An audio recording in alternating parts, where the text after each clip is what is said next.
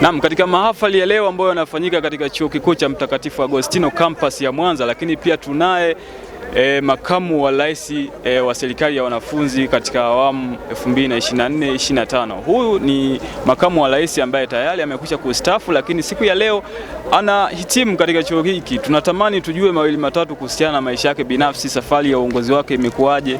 Karibu sana. Asante. Watazamaji wanapenda watambue labda kwa majina yako, unaitwa nani, utangulizi pia utupe utangulizi kidogo, safari yako ya uongozi imekuwaje, chuo kwanza ilianzaje? Okay, kwa jina naitwa Priska Kajuna. Ni makamu wa rais mstaafu serikali ya wanafunzi SAUTISO katika Chuo Kikuu cha Mtakatifu Agostino kampasi ya Mwanza.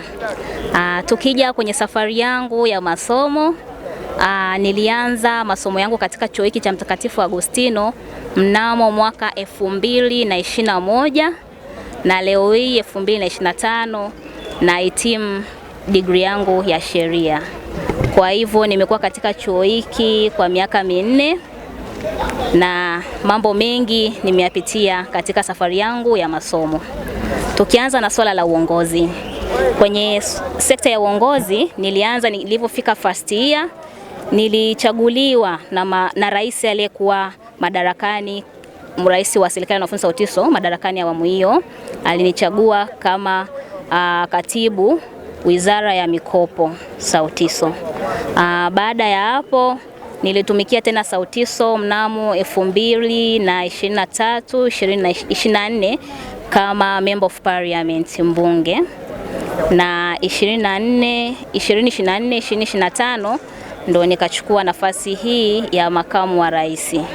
Ndo safari yangu ya uongozi ilikuwa namna hiyo. So far kuna mambo gani ambayo umejifunza kwenye kuhusiana na mambo ya leadership kwa kipindi chote ambacho umekuwa makamu wa rais? Okay, kwenye swala zima la uongozi nimejifunza vitu vingi kama kiongozi. Cha kwanza, kiongozi kama kiongozi inakupasa kuwa mvumilivu, kwa sababu wanasema uongozi ni jalala. Kwa hiyo imenifunza kuwa mvumilivu.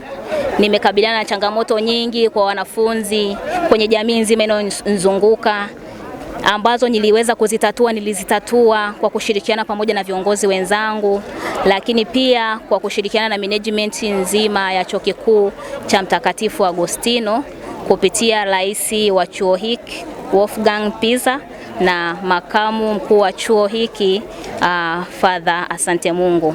Kwa hiyo tumekuwa tukishirikiana kwa pamoja na management nzima, viongozi wenzangu, kuweza kuona ni kwa namna gani tunaweza tukatatua changamoto za wanafunzi waliotupa madaraka haya na nafasi hizi kuweza kuwatumikia wao. Hongera sana. Asante. Labda tunafahamu kwamba kwa kipindi chote ambacho umekuwa chuo, tunafahamu safari kama hii sio rahisi. Labda kuna mambo gani ambayo ulikutana nayo na yalikuwa kama changamoto kwenye safari yako hii ya masomo na safari yako kipindi ambacho umekuwa kiongozi? Okay, kwenye safari ya masomo changamoto nazo nilizozipitia tangu nimeanza masomo. Naweza kusema kuna nyakati ilikuwa ikifika labda mabumu limekata au hujapata hela ya kujikimu, unawaza siku hiyo labda una kipindi muda fulani au hujapata lunch labda. Kwa hiyo inakuwa ni changamoto kidogo, unashindwa hata kuconcentrate kumsikiliza mwalimu kwa muda ule. Lakini mbali na changamoto kama hiyo, ni changamoto za kimasomo. Saa nyingine labda umechelewa, ulikuwa kwenye majukumu ya kuwatumikia wenzako, umechelewa darasani kidogo, unakuta hujapenda, maana inabidi umheshimu mwalimu wako. Kwa hiyo unaanza kuwaza, hapa naingiaje tena darasani? Kwa changamoto kama hizo nimezipitia.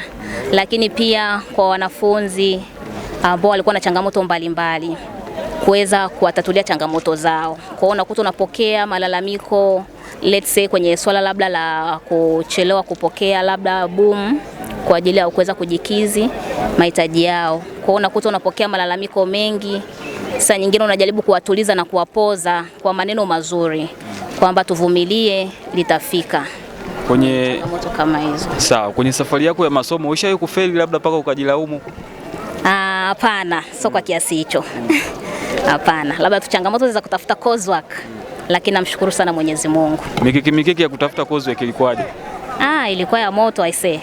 Ilikuwa ya moto. So far kuna watu ambao umeshirikiana nao katika kutafuta coursework katika swala zima la kitaaluma, una ujumbe gani wa kuambia?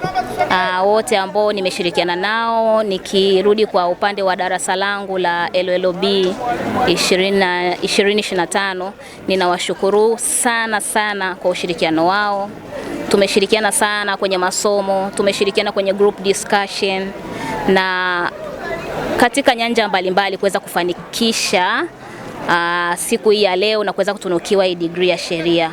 Kwa hiyo ninawapongeza pia wote wanao graduate siku hii ya leo. Mwenyezi Mungu basi awatangulie na kila mmoja akapate kusikiliza haja ya moyo wake na itimie. Amen. Tunafahamu kwamba kwenye safari kama hii pia support ya muhimu, support ya familia huwa ni muhimu zaidi. So far kuna watu ambao wamekusupport kwenye familia uliotoka wewe? Hakika. Kuna ujumbe gani labda wa kuambia na wenyewe? Okay, ujumbe kwa familia yangu, nianze na baba yangu mzazi. Ninampenda sana, amekuwa ni mtu ambaye akinipa moyo sana na alinitakia kila laheri na baraka zote kipindi na muaga kuja kuanza masomo yangu ya first year. Mbali na baba yangu, napenda kuwashukuru sana kaka zangu Lucas Baraka Kajuna, kaka yangu Evarist Kajuna na kaka yangu mdogo Boniface, na wapenda mno, wamekuwa sana ni chachu ya mafanikio yangu. Lakini pia kwa dada zangu Agnes, Lydia, Consolata na Clementina, ninawapenda sana watoto wa mzee Kajuna. Wamekutoa mchango mkubwa sana katika kufika hapa. Lakini pia mawifi zangu, shemeji zangu wote nawashukuru sana, nawapenda mno. Sawa, kuna wadogo zako ambao unawaacha hapa chuo, brothers and sisters, wanaendelea na masomo. Una ujumbe gani na wenyewe kuwaachia hao? Ujumbe ambao naweza nikawaachia wadogo zangu wanaendelea na masomo, cha msingi cha kwanza ni kumtanguliza Mwenyezi Mungu kwa kila jambo. Tukabidhi kila jambo tunalofanya kwa Mwenyezi Mungu. Tusome kwa bidii, kusoma kwa bidii, tujitahidi tuzulie vipindi, tufanye kazi tunazopewa na walimu, tupate muda wa kupumzika. Hakika malengo yao yatatimia na wenyewe watafikia siku kama hii tuliofikia leo. Sawa, swali la mwisho. Kuna mitazamo fulani watu wanakuwa nayo kwamba ukienda mtaani labda ni pagumu baada ya chuo. Wewe umejiandaaje wewe kama wewe? Kwa mimi kama mimi tangu nakuja kusoma, kwanza mtaani ndo kulinitoa kukanisukuma nije kuongeza elimu, niendelee kupata ujuzi zaidi. Tukianza na kozi yangu ya sheria, nimemaliza degree lakini ni mjasiriamali pia, nipo najitafuta kuendelea na law school.